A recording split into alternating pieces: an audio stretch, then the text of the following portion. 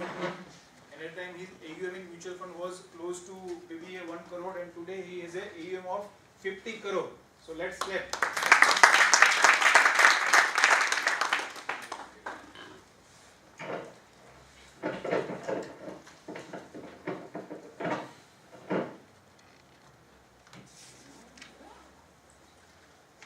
Good evening. Good afternoon. Good afternoon. जो मेरे को टॉपिक दिया है सर ने कि भाई 100 करोड़ भाई सभी को पैसा चाहिए ना, भाई हमें भी रेवेन्यू चाहिए। पर्पस कि भाई विन विन सिचुएशन हमारी और कस्टमर की तब बनेगी जब हम भी कुछ अर्न करेंगे। तो हमारा टारगेट है कि हमें 100 करोड़ बनाना है। तो एक तो हमें टारगेट ये करना है कि 100 करोड़ भी बनाना है, साथ साथ हमें 100 करोड़ की उसकी लॉन्गेबिलिटी भी रहनी चाहिए उस पैसे के साथ। ठीक है ना? तो आज हम उसको समझने की कोशिश करेंगे कि वो पैसा हमारे पास रिटेन भी रहे। भाई आज मान लीजिए हमारे कोई फियर आता है हमारे माइंड में कि अब डायरेक्ट आ गया तो अब क्या होगा। मान लीजिए मेरे पास 20 बड़े कस्टमर्स हैं और उनका मेरे पास ईओएम है और वो 100 करोड़ मेरे बन गए, डेट फंड से आ गए, इक्विटी का उन्होंने पोर्टफोलियो दे दिया। जैसे ही रेगुलेटर की एक इशू आया, उसने कहा कि नहीं यार आप इतने रेवेन्यू की जरूरत ही नहीं है, मेरे को डायरेक्ट के अंदर वो डिफरेंस आ जाएगा। तो हमें एक सस्टेनेबल ग्रोथ चाहिए उसके अंदर। तो हम उसको समझने की कोशिश करेंगे कि रियल सेंस में फाइनेंशियल मार्केट में कैसा इन्वेस्टर हमारे साथ टिकेगा और हमें क्या चीज डेलीगेट करनी है जिससे कि वो कस्टमर की रिटेंशन हमारे साथ रहेगी। तो क्यों सीएफपी की रिक्वायरमेंट है, क्या मार्केट मूव कर रही है, मार्केट की मूवमेंट्स कैसे चल रही हैं। थोड़ा सा मैं अपना बैकग्राउंड बता दूं। आई एम बैकग्राउंड तो मेरी मतलब एलआईसी से इंश्योरेंस से शुरू किया था, 16 साल हो गए और 2013 में मैंने सीएफपी कंप्लीट किया। नीट लगी, अकॉर्डिंगली फिर मैंने इसको प्लान किया और सीएफपी की। मेरा टिल डेट 50 करोड़ के आसपास म्यूचुअल फंड में ईओ में है और 35 लाख की एसआईपी साइज है, जिसमें 5 लाख का एडिशनल आपका एसटीपी भी है। तो और ये विदिन 3 इयर्स के स्पैन के अंदर वी हैव अचीव्ड। मगर ये ऐसा नहीं है कि 3 साल है क्योंकि आप मेरे पास इंश्योरेंस का बैकग्राउंड है तो उन क्लाइंट्स की हमने पोर्टफोलियो मैनेज भी किया है।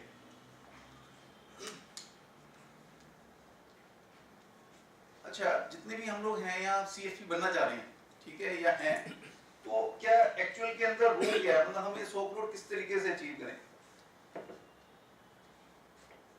हम इस तरीके से ना अचीव करें कि वो बाय प्रोडक्ट बन जाए हमारे। बाय प्रोडक्ट पता है सबको क्या होता है कि मतलब हम ऐसा काम करते रहे जिससे कि वो बाय डिफॉल्ट अपने आप बन जाएगा 100 करोड़। ठीक है ना? तो हमें इस तरीके से वर्किंग करनी है कि हमारा वो बाय प्रोडक्ट बन जाए। एक अच्छा डॉक्टर क्या करता है? रिपोर्ट्स लेते हैं। क्या करता है? रिपोर्ट्स वगैरह उस देखते हैं। एक अच्छा डॉक्टर क्या काम करता है? डायग्नोज करके अच्छी तरह फिर उसको भेज देता है। नहीं, वो इलाज करता है। आप एक पेशेंट बन के जाते हैं और वो आपका इलाज करता है। वो फोकस इस पे करता है कि मेरे को क्या चीज मिलेगी, मगर उसका सबसे पहला प्रायर उसकी रिक्वायरमेंट क्या है कि उसकी बीमारी को डायग्नोज करना और उसको इलाज करना। तो हम लोग क्या कर रहे हैं एज ए फाइनेंशियल प्लानर, हम क्या डायग्नोज करते हैं पहले। जब हम ये समझ जाएंगे कि हमें पहले डायग्नोज करना है उसको और फिर हमें उसको इलाज करना है, तब हमें क्लियरिटी आएगी कि भाई हम कर क्या रहे हैं रियल सेंस के अंदर। ठीक है ना? तो ये चीजें जब तक हमें क्लियर नहीं होंगी तब तक हमें हमारी जो क्रेडिबिलिटी है वो बनेगी नहीं। हम अभी तक क्या कर रहे हैं कि सर मैंने बताया इक्विटी में डाल लो, अब एक्चुअल उसकी रिक्वायरमेंट है या नहीं है, हमने अपनी सजेशन दी है, इससे पर्पस नहीं सॉल्व होगा। भाई उसकी प्रॉब्लम ये है कि वो फियर है, उसको डर है कि मैं इक्विटी में, उसका एक्सपीरियंस रहा है इसलिए वो नहीं डाल रहा। उसका प्रॉपर्टी का एक्सपीरियंस अच्छा है तो प्रॉपर्टी में डाल रहा है, उसका बैंक में अच्छा रिटर्न है तो उसमें डाल रहा है, या उसने सुना हुआ है अपने किसी फ्रेंड से कि भैया मेरे इक्विटी के अंदर लॉस हो चुका है, तो वो उससे फियर में है। तो पहले उसको अंडरस्टैंड करना है हमें, फिर उसके बाद उसका हमें इलाज करना है। ठीक है? अच्छा, और कोई प्रोफेशनल क्या करता है? जैसे मान लो आर्किटेक्ट है, वो क्या काम करता है?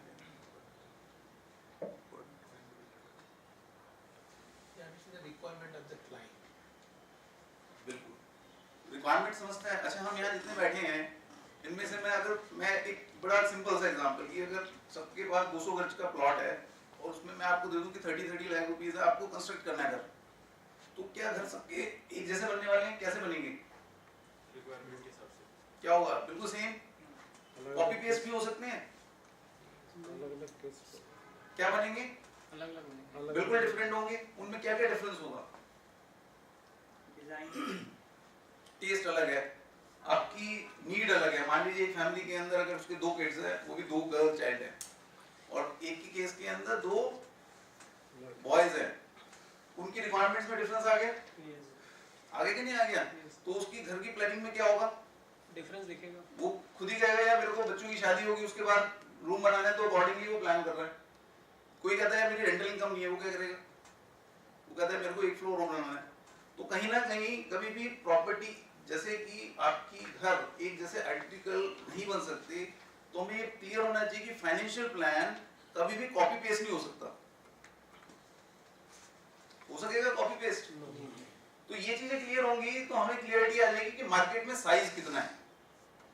मतलब हर कस्टमर को फाइनेंशियल प्लानर की रिक्वायरमेंट है, और जब रिक्वायरमेंट है तो हमें घबराने की जरूरत नहीं है कि हमें स्पेस कहां मिलेगा।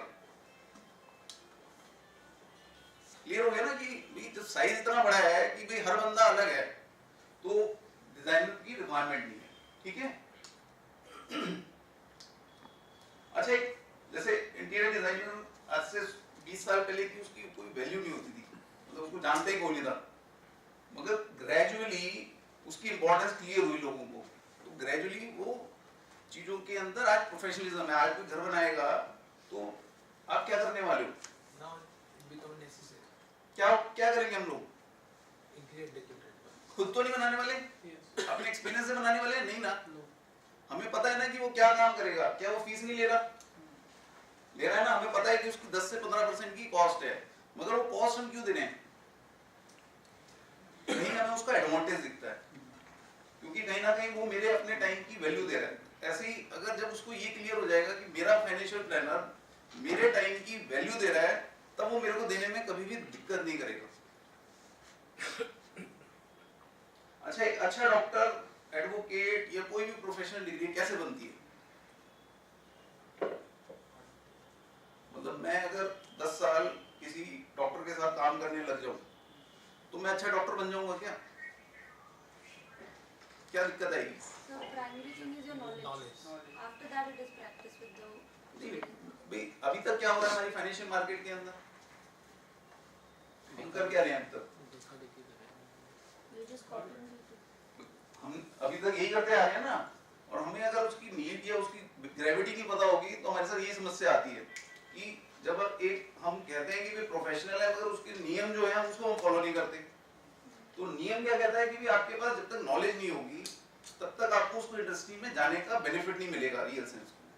भाई ठीक है, अगर मान लीजिए किसी डॉक्टर के पास अगर कोई काम कर रहा है तो आधा डॉक्टर तो वो बन जाता है, तो वो अपनी प्रैक्टिस तो शुरू कर सकता है।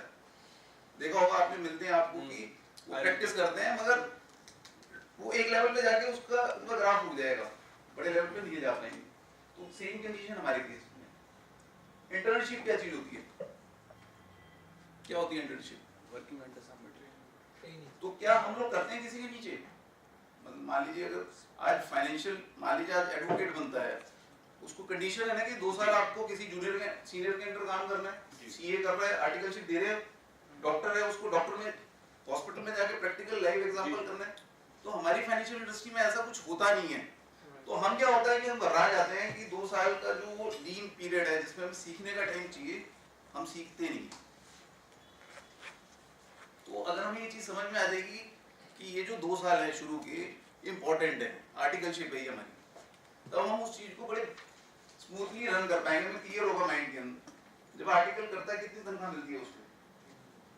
3000 पर मंथ।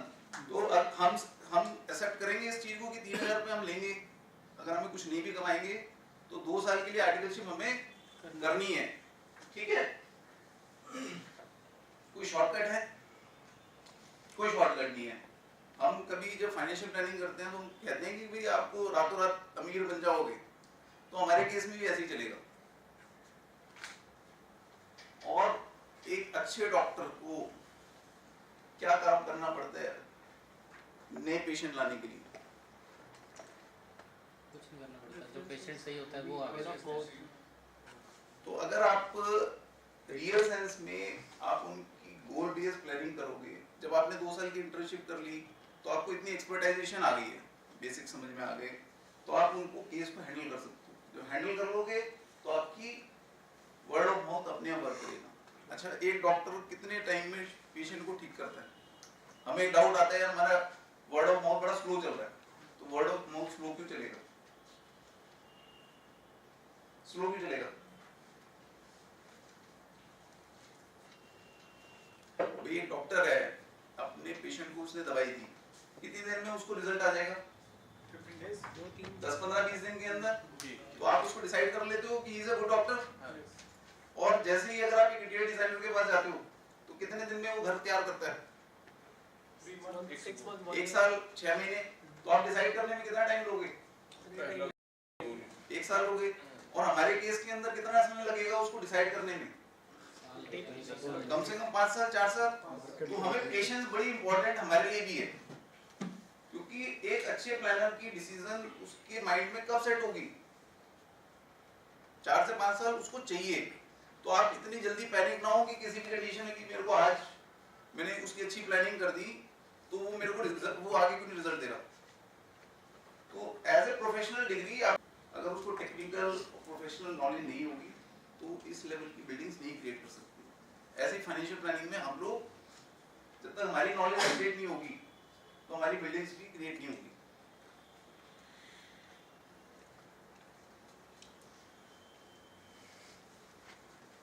इस डॉक्टर के पास हम पेशेंट ट्रीटमेंट कराना पसंद करेंगे। लेफ्ट ऐसी सिचुएशन होती है हमारे साथ भी।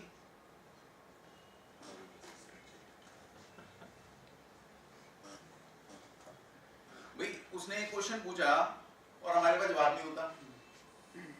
उसने पूछा अल्फा क्या होता है? अब अल्फा कौन बता पाएगा बताओ? सिंपल सी टर्म है मगर नहीं पता। अब ऑपरेशन कराना है मेरे को, अगर मेरे को आपसे तो मैं अपनी लाइफ सेविंग फंड्स तो आपको देने वाला हूँ, तो मेरे को अगर ऑपरेशन कराना है तो मैं ऑपरेशन छोटा सा भी हो तो आपसे पंगे नहीं लेने वाला ना। तो फिर कस्टमर डायरेक्ट और इनडायरेक्ट की बात यहाँ आके करता है। जब आप में नॉलेज नहीं है फिर हम डायरेक्ट और इनडायरेक्ट की बात तो आई ही आएगी ना। वो कहता है जब मेरे को नॉलेज ऐसी ही लेनी है तो मैं क्यों ना डायरेक्ट ही चला जाऊँ। तो इसलिए हमारे को इम्पोर्टेंट है कि नॉलेज का इस लेवल पे इम्पोर्टेंस।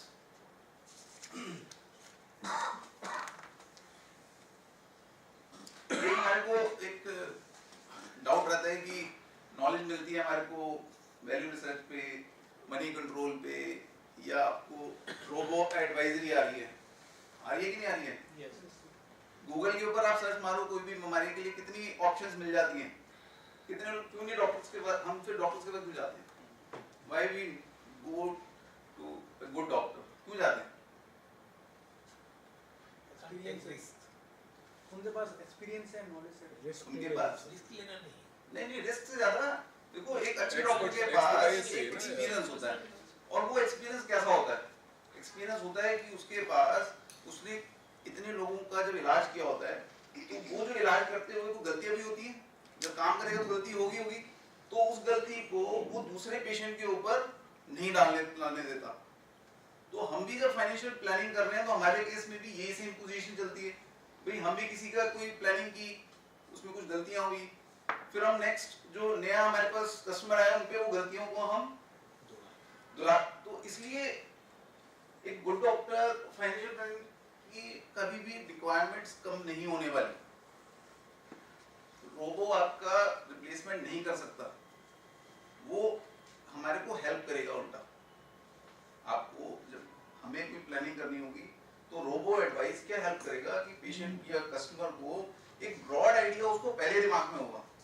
आपका काम होगा कि उसको करेक्ट करना। होगा कि नहीं होगा? तो हमारे लिए एडवांटेज है डिसएडवांटेज है? एडवांटेज हो गया ना हमारे लिए, तो इसलिए कोई दिक्कत नहीं आएगी।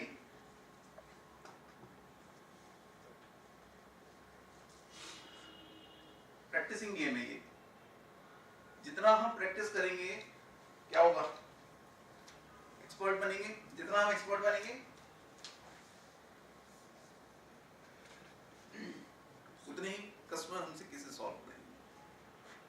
जैसे डॉक्टर कोई भी प्रोफेशनल डिग्री हो, सब में यही एम चलती है, प्रैक्टिसिंग और मेक्स मैन परफेक्ट।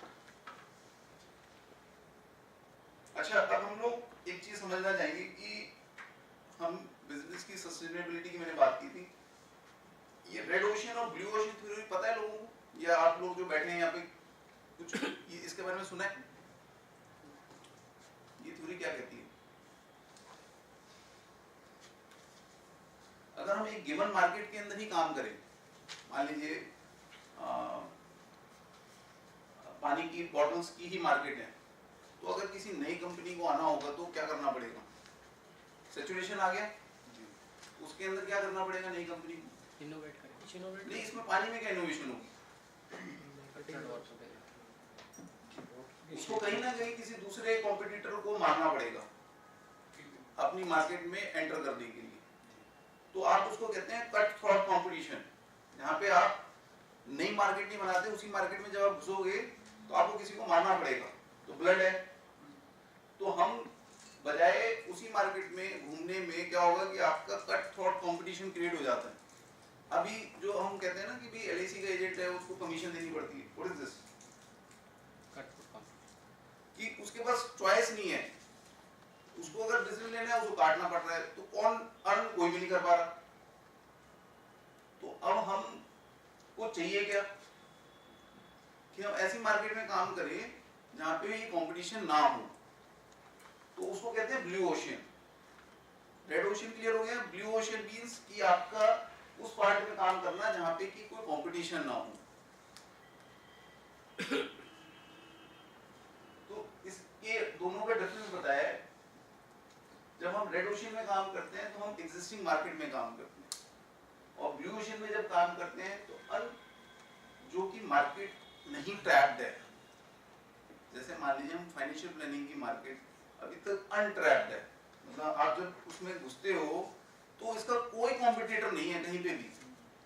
आप एक तरीके से नई चीज में इन्वॉल्व हो रहे हो, तो ये नई चीज जब भी आएगी तब दिक्कत आती है, मगर उसका आपको कोई कॉम्पिटिटर नहीं मिलेगा। ठीक है, ये क्लियर हुआ? Beat the competition. और यहाँ जब हम ब्लू ओशन में काम करते हैं, कंपटीशन इररिलेवेंट हो जाता है।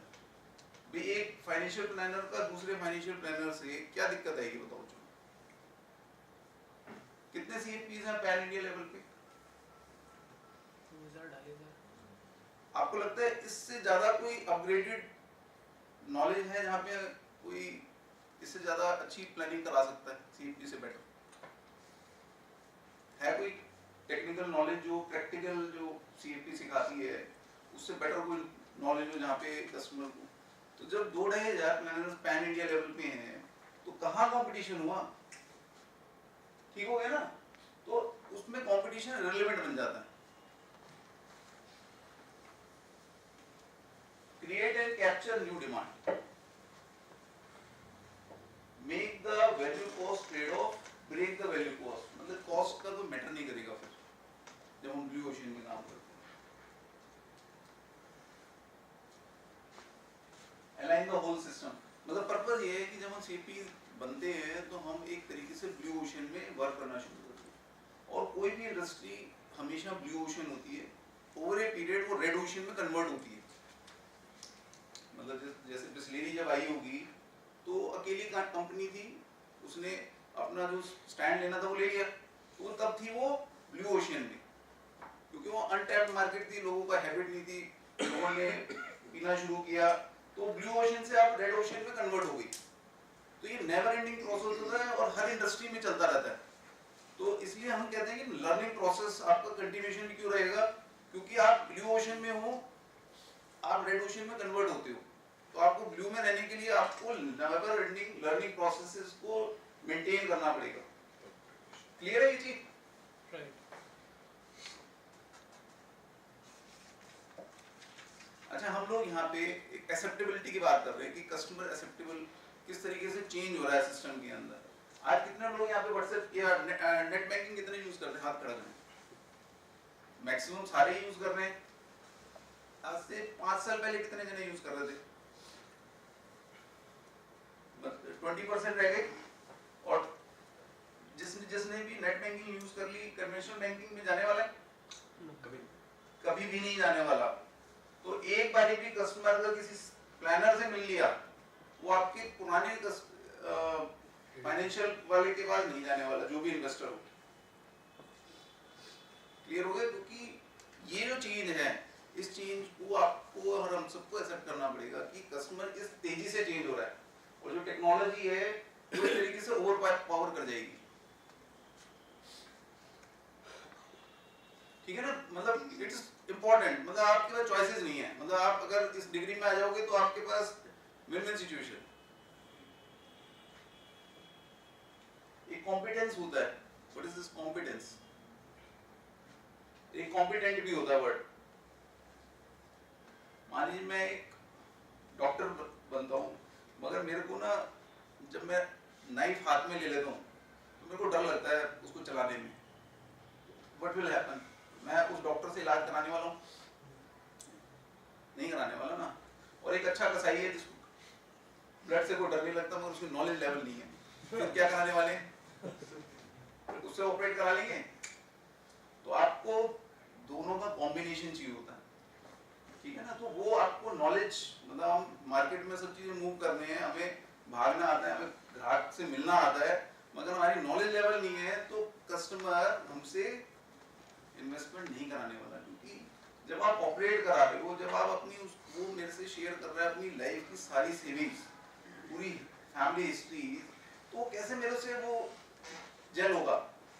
जेल होने के लिए उसको मेरे हिसाब से वर्किंग, मतलब उसको वो देखेगा ना कि मेरा नॉलेज लेवल है या नहीं है।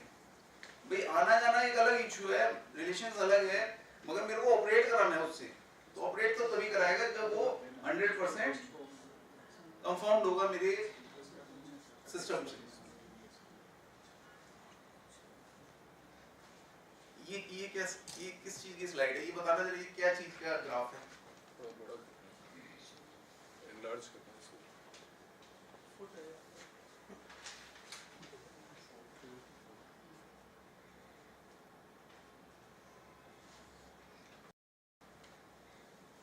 ये टेस्ट है एक। अब ये टेस्ट बताना है किस चीज का टेस्ट है। एक्वाप्रेशर पॉइंट, एक्वाप्रेशर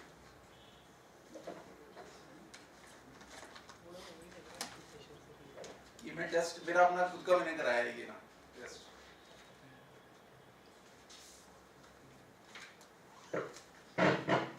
टीएमटी वगैरह है क्या? कुछ क्लियर हो रहा है इससे? कुछ टीएमटी टाइप का? नहीं, नो। टेस्ट से ये मैं जूते खरीदने से पहले का, जूते खरीदने जाते हैं सब लोग, ठीक है? वो शॉप मेरे को जूता खरीदने से पहले मेरा ये टेस्ट करेगी, तब आप इसको बाय कर सकते हो। शू टेस्ट, शू से पहले का आपका फुट टेस्ट है। कैन यू इमेजिन कि एक जूता बेचने वाली कंपनी इस लेवल की नॉलेज शेयर कर रही है? वो कह रही है कि आपका फुट का डेप्थ कितनी है, आपका हाइट, मतलब जो लेंथ है, आपकी ग्रेविटी, आपका फुट पड़ता कैसे है पैर। तो जब वो इस लेवल की आपसे शेयर करके जूता बेचने से पहले वो मांग रही है, और हम जब पैसे की बात करते हैं तो कस्टमर को कहाँ रिस्क होगा देने में हमारे से? आप समझे ना इस चीज को? मतलब मैंने जहाँ जूता, मतलब 4-5 शोरूम्स हैं, मेरे को किसी ने सजेस्ट किया कि वहाँ उसका लेना जूता। मैंने कहा यार, तो मैंने गया, मैंने कहा ब्रांड कौन सा? बता दो सर। एसेक्स, आपने शायद नाम ही नहीं सुना होगा ये company. It is a Japanese company, और ये ओल्डेस्ट कंपनी है शू के अंदर। They are expert. तो जो ये कंपनी इस तरीके की प्लानिंग कर रही है कि जूता खरीदने से पहले भी हमारी फुट टेस्ट कर रही है। तो टेस्ट वाज फ्री और it was chargeable? It is chargeable, 800 rupees. और मैंने दिए हैं। मेरे पास चॉइस कहाँ है? मेरे पास चॉइस क्या है? अगर मेरे को 10,000 का जूता लेना है तो मेरे लिए 800 रुपए की क्या मैटर करेगी?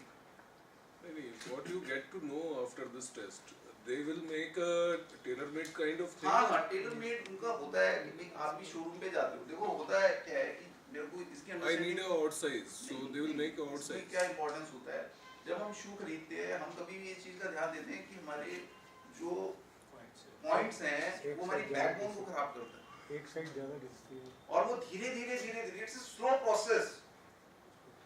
हम कभी भी जूता लेते हुए कभी इस चीज का दिमाग में भी नहीं आएगा कि ये जूता जो है वो हमारी बैकबोन तक वो खा जाता है ओवर ए पीरियड्स।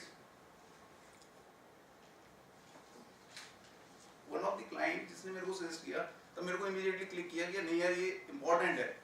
जब उसने मेरे को ये चीज बताई ना कि ये छोटी चीजें हैं, आप कभी भी अपने चिल्ड्रंस के लिए जूते खरीदो तो बेस्ट लेना, हल्के मत लेना, क्योंकि उसकी शॉर्ट टर्म में तो आपको पता नहीं चलेगा मगर उसका लॉन्ग टर्म इम्पैक्ट। ऐसे ही जब हम फाइनेंशियल प्लानर की बात कर रहे हैं तो कस्टमर को अवेयरनेस है, आपको सिर्फ अप्रोच करना है, बताना है कि हमारा रोल क्या है, क्योंकि वी कैन इमेजिनेट कि आपकी लीकेजेस, आपकी वीकनेसेस, उसके हिसाब से हम आपका फुट टेस्ट कर सकते हैं, ऐसे फाइनेंशियल प्लान कर सकते हैं।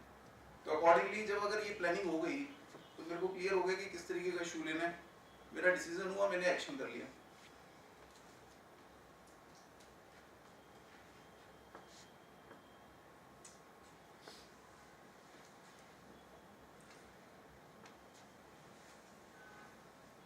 थैंक्स। बाकी कैसा मतलब और कोई बहुत ही क्वेश्चंस हो? Classic presentation.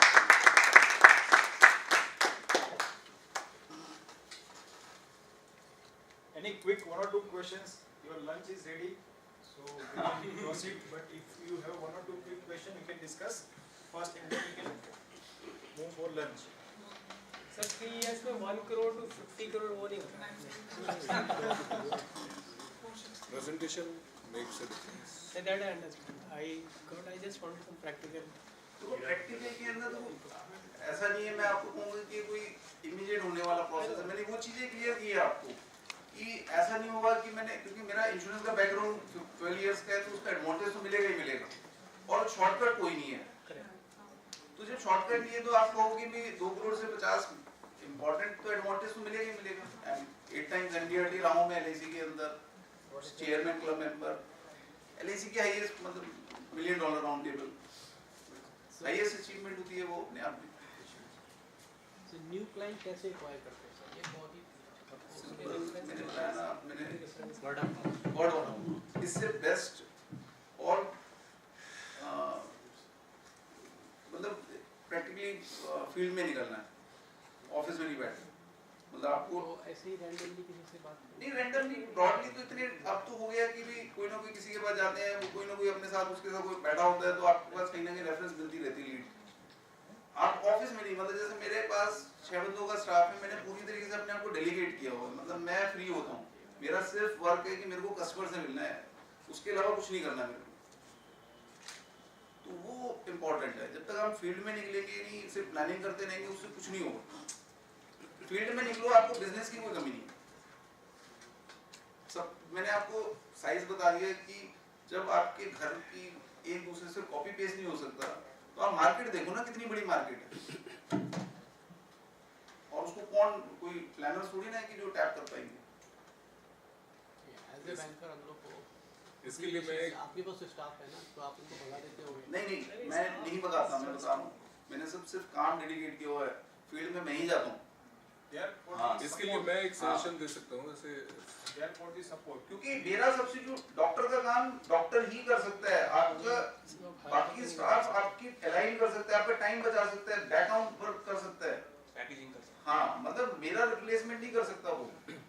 यही हम गलती करते हैं। कई बार क्या होता है कि आपका फील्ड स्टाफ आपने भेज दिया, वो क्या करेगा, गलत मार्केटिंग नहीं करेगा भी, जो चीज जहाँ पे उसको डेट देनी चाहिए वो इक्विटी बता के आ गया, क्योंकि हमने उसको रेवेन्यू बेस्ड मॉडल में क्रिएट किया हुआ है, जहाँ पे उसको इक्विटी देना चाहिए वहाँ डेट दे दिया। नहीं सर, वो देखिए सीएफपी मैं भी हूँ और सब्जी वाले से लेकर सीएफओ से बात कर सकता हूँ किसी भी लेवल पर, लेकिन वही है कि वो बात करने के लिए, सामने बैठाने के लिए वो इनिशिएटिव वो कैसे उसके लिए तो हम एजुकेट कर रहे हैं, मतलब वो रेगुलर प्रोसेस पार्ट जो है वो, क्योंकि सेल्स में मैंने बाय प्रोडक्ट बनाना है इसको। हाँ, मैं नॉर्मली जो बिजनेस है मैं इसको बाय प्रोडक्ट की तरह काम करता हूँ। मेरा काम है उसको बेस्ट गाइड करना, गाइडेंस के बाद मैं वेट नहीं करता कि वो मेरे से बिजनेस देगा या नहीं देगा। मुझे पता है कि अगर मैंने उसको पॉजिटिव बात बताई है, उसको सूनर और लेटर, आज की कोई बात की हुई उसको 2 साल बाद उसको क्लिक कर सकती है, या हो सकता है 5 साल बाद हो या 10 साल बाद हो। हम उसके अंदर आज का जो मेरे को मान लीजिए मैंने आज किसी से मिला या आज से 5 साल पहले किसी से मिला हूँ उसको जो समझ में आई होगी तो हो सकता है मेरे से आज वो इन्वेस्टमेंट करा रहा है। इमीडिएट कुछ भी नहीं हो रहा। So that is the biggest advantage for IFA because you don't have any every day or every month target. You know that you have created the set of client and now you are earning a trail commission which will take care of your monthly expenses. Okay, so what you will do, you will try to build a business, not the month on month revenue. Okay, now I got X revenue this month, now I let next month got it 2X, now after next month 3X revenue. So that is the target is not there, and as an independent financial advisor you live with the limited means. So suppose if one IFA can comfortably live life with 50,000 monthly expense, then why he should think beyond 2 lakh, 5 lakh rupees? So he will go systematically, but in bank they have a target of generating profit, they have a huge infrastructure, huge manpower which is the cost is there. So what is the instant revenue they can generate? So it is the third party products. HDFC Bank third party commission, they have generated 4,000 crore in financial year. How much? 4,000 crore. So it is a net profit only they are generating. In a loan, it is very difficult to get the calculation. So it takes time. So what is the instant profit for me? Third party products. So what happened that that is the problem of regulator, because regulator are not that kind of proactive. They are not demotivating to generate the instant revenue. So when I don't have any basically greediness for the generating instant revenue, multiplying that instant every revenue month on month. So what happened that I can generate the quality business, and that quality business generate the long term success. So that's a reason the most of the IFA, when they have a 50 crore, 100 crore, 200 crore AUM, their customer average tenure in these mutual fund maybe 5 years to 20 years, where in bank you will find less than 2-3 years only, because it was just moving from one mutual fund to another mutual fund, etc. So how much trail commission is coming to your portfolio? तो नहीं आप EM से idea लगा लो। नहीं वो कितना आता है वही अमाउंट 0.75 के आसपास। सर फॉलो स्ट्रक्चर कैसा रहता है हमारा, मेल के थ्रू या कॉल पे? वो तो सब है, वो तो स्टाफ का काम यही है कि अगर किसी की कोई रिक्वायरमेंट है हमने आपको मेल करनी है। मेरा बैकएंड, मेरा काम है कि मेरे को फ्रंट एंड पे रहना है। नहीं न्यू, हाँ, न्यू क्लाइंट्स हो गए, लीड जनरेट करनी है, क्लोज करना है। और कस्टमर डेफिनेटली देखो, आप अगर 100 कस्टमर के पास अप्रोच कर रहे हैं 2 महीने के अंदर, आप उनकी वर्क तो देखो ना। आज मान लो फाइनेंशियल रिटायरमेंट प्लानिंग ही करनी हो सिंपल, तो उसको कितना पैसा चाहिए? मान लो उसको 1 लाख रुपए महीना चाहिए, तो भी 1.5 करोड़ रुपए का उसको रिजर्व रखना पड़ेगा कि नहीं पड़ेगा? तो आप उस वर्किंग पे करोगे तो आपको समझ में आएगा कि हमारे लिए 100 crore 200 crore over a period 10 साल के पीरियड में वो बड़ी डील नहीं रहेगी। वो जनरेट करना ही करना है, उसके पास चॉइस नहीं होगा। बट सर ये बड़ा डिफिकल्ट है ये बात डाइजेस्ट करना कि आप कह रहे हो पुराने ही कस्टमर से डेली आप फील्ड पे रहते हो, मतलब इतना तो कोई बैकअप आता नहीं है। वो रेकरिंग टाइप वाली क्लाइंट आपसे बार-बार नहीं उसी पे क्यों मूव करना है? नया तो सर कहीं ना कहीं बिगिनिंग करनी पड़ेगी। इट्स अ रिटेल क्योंकि आप ये देखो ना, अगर मान लो मेरे पास 1000 क्लाइंट्स का बेस है, तो उसमें फैमिली बढ़ भी तो रही है। फैमिली का स्ट्रक्चर बढ़ता है, मैरिज हो जाती है, उसके बाद बच्चे हो गए, बच्चों के बाद बच्चों की इनकम्स बढ़ रही हैं। तो आप ये देखो कि आपको एक्सप्लोर उस लेवल में घुसना है, या आपने ये देखना है कि मार्केट के अंदर हमारी मूवमेंट्स कहाँ पे हो सकती हैं। ये तो हो ही रहा है ना, इसमें कहाँ चेंज हो रहा है? तो सर एवरी ईयर आपकी मीटिंग होती है? नहीं, एवरी अब तो 3 साल का साइकिल बन जाता है कई बार क्लाइंट से मिलने का, 3 या 4 साल तक मिलना ही नहीं होता। Once in a 3 year. That is client. that is trust. Your trust was working there. The rest of the things are over the phone. Skype phone हो गया वो क्या? Sir one more question. Because LIC IRR is mostly 5-6%. So now you are giving IRR 12-15-20%. उसमें अब So changes आ रहे हैं। that you have dished them before like that. नहीं, देखो कभी देखो एक चीज बताओ सिंपल सी, सेविंग कभी गलत हुई है क्या? कभी गलत हुई है सेविंग? कम कर लिया, ज्यादा कर लिया, रिटर्न कम ज्यादा हो गया ना। अदरवाइज आपने गलत क्या किया उसके साथ? अगर उसने मान लो जगह पे अगर गाड़ी खरीदनी होती, उसकी EMI 10,000 की जगह 15,000 बना दी होती, तो आप क्या रिग्रेट करने वाले थे? ये आपने LIC का प्रोडक्ट दिया और आपने कहा कि वो तो 6% रिटर्न दे रहा है, तो इसमें रिग्रेट किस चीज का? अगर वो नहीं भी देते तो वो खर्च कर देता। नहीं बट वो ये भी तो कह सकता है अगर ट्रेडिशनल दिया मुझे टर्म प्लान हाँ, but let us understand. समझो ना इस चीज को। अरे सर आप इससे बाहर निकलो पहले, आप इससे बाहर निकलना। Let me just give you. Let us understand when anyone start career in financial service sector. In morning I shared very clearly. It start with the agency, and agency is start with the LIC. So only a ethical person will move ahead, na. So it takes time. It is not necessary that one can move ahead with the direct professional advisory, where I say that I will charge fee only. Okay, chances that one level may come after 10 years. He may say that I will give you only direct plan of the all product and I will charge you fixed fee. That level may come. Okay, but it start. So what happened in journey of my client find that whatever he has delivered product or services, it was ethical and honesty. At that time he had that kind of product, but he has never sold the wrong product, which we have basically lost our capital, we lost the benefit. आपकी कितना LIC में लैप्सेशन है मुझे simple बताइए। बहुत कम है, hardly 5%। LIC का और एवरेज लैप्सेशन 50% है और अच्छा एजेंट का 5% से कम होता है। क्यों? क्योंकि even though when they were selling the LIC, they were clear है उनको, asking to invest for required term period. They were not talking that you pay for 3 years and then you withdraw. Okay? So when you are ethical with the client, whether it is a lower return product, whether it is high return, it is not different. Na? So thank you very much, Sri, for coming and sitting